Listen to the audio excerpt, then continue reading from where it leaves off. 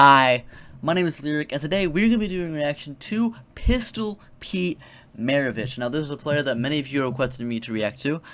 I know a little bit about, so the things I know about Pete Maravich, I know that he is potentially the greatest college basketball player of all time. He averaged like 44 a game in college. I know that he would have been better today if he had a three-point line, because he shot mostly long-distance shots in an era where there was no three-point line. So if he had a three-point line, he probably would have been even more dominant on scoring. I know he has a scoring title. He played for the Hawks, the Jazz, I think the Celtics his last year of his career with a rookie Larry Bird. I know he never won a championship and only played for 10 years. I also know he unfortunately passed away pretty young at the age of 40 from a heart attack because he had I believe he was born with he had something wrong with his heart that he was born with, that he had in his entire life with. I don't know, but I know he predicted his own death as well.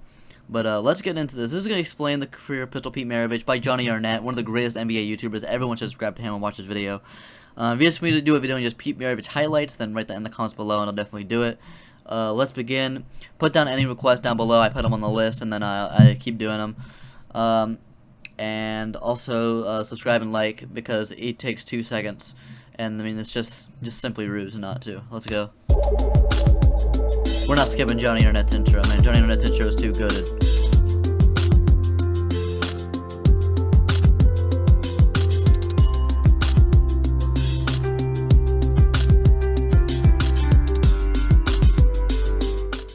Peter Press Maravich, also known as Pistol Pete.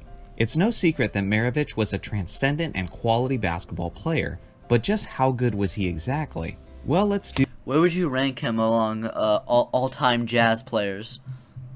Do this like we do with all other players in this series and take it back to the beginning of their career. Long before the Pistol had played a professional basketball game, Pete's father Press was hellbent on making his son Pete into an NBA talent. As a result, hard work and basketball obsession was very present in Pete's life from a very early age. It was evident as I think I've heard a story where he was like, they would like drive a car and he would dribble out the car as it was moving. How do you even manage to do that, man? It led Pete to have arguably the greatest college basketball career of all time, as he averaged an absurd 44.2 points per game over his 3 years in Division I competition. Because of this, Pistol Pete was obviously a hot commodity heading into his NBA career.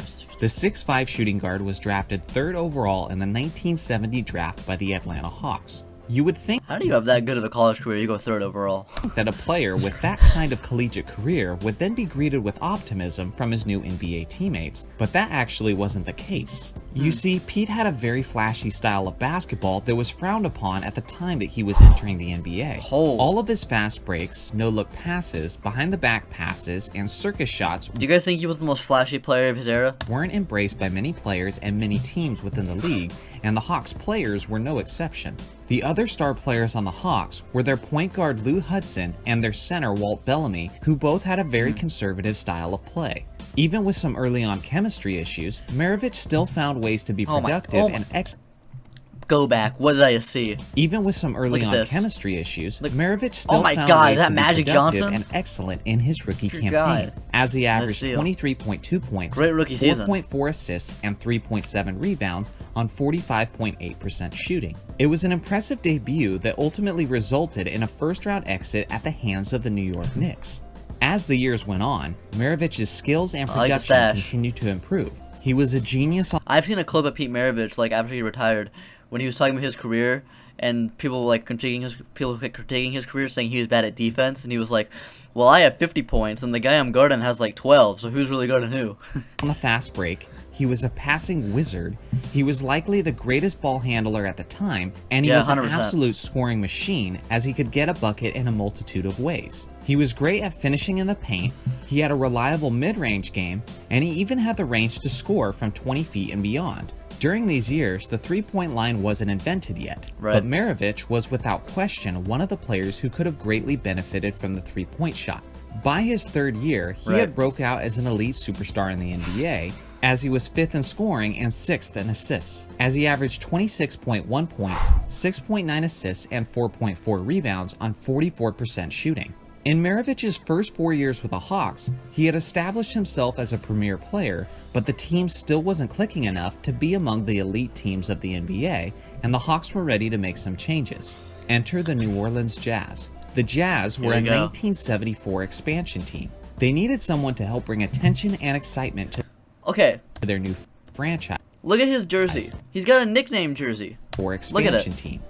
It says Pistol. He's got a nickname jersey. I didn't know they did nickname jerseys back then. I thought they only did that for that one Heat Nets game in 2014. I didn't know they had done that before. They needed someone to help. They needed to bring him back, man. They needed to bring him back. Bring attention and excitement to their new franchise, so they traded 2 players and 4 draft picks to the Hawks to acquire Maravich. It comes as no surprise that the new expansion New Orleans Jazz offered little help to Maravich, and despite his fantastic numbers, they never made the playoffs during those years. The lack of talented support didn't stop Maravich from putting on a strong display with the Jazz right as he was entering the prime of his career. In Pete's 3rd year with the Jazz, he had the best season of his career as he led the league in scoring for the 76-77 season at 31.1 points per game.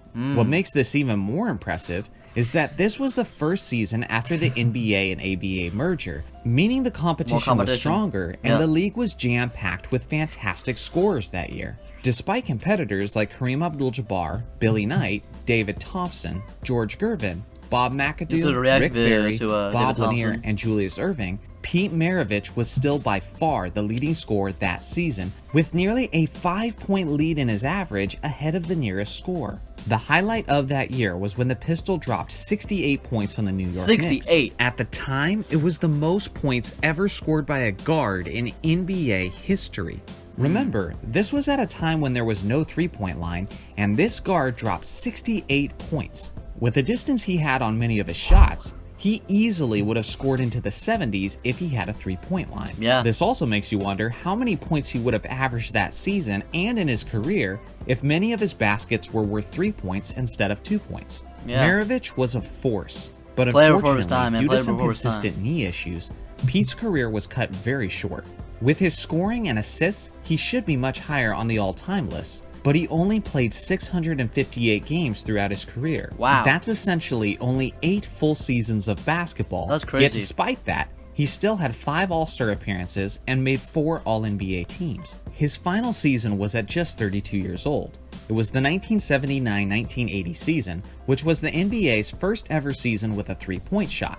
He was well past his prime at this point, and the knee issues were laboring him throughout the year and caused him to miss many games. Despite the sample size, he still made 10 of his 15 three-point attempts, which is a remarkable 66%. One can only wonder what his career percentage would have been if the three-point shot had always been available to him. He played his final games coming off the bench as an offensive spark for the Boston Celtics, who were led by Larry Bird in his rookie campaign. For the Pistols' career, he averaged 24.2 points, 5.4 assists, 4.2 rebounds, and 1.4 steals on 44% shooting.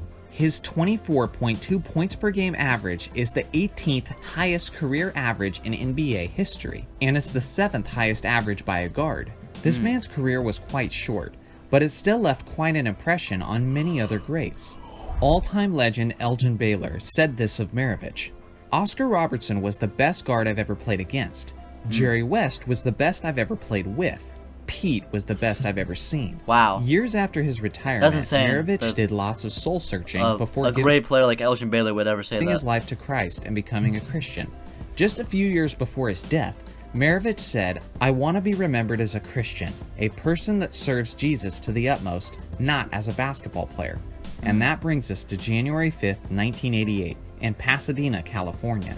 At Pete's church, he was playing a pickup game with his friends when he collapsed and died due to a heart defect. He was only 40 years old, and he was playing the game he loved. So just how good was Pete Maravich really? Well, he was one of the hardest workers ever, one of the greatest passers, one of the greatest ball handlers, and one of the greatest scorers, which altogether makes him one of the greatest guards of NBA history. Let me know in the comments section where you rank Pete Maravich among the greatest guards of all time. Who's he better than, and who's better than him? Make sure to like and subscribe for more NBA content.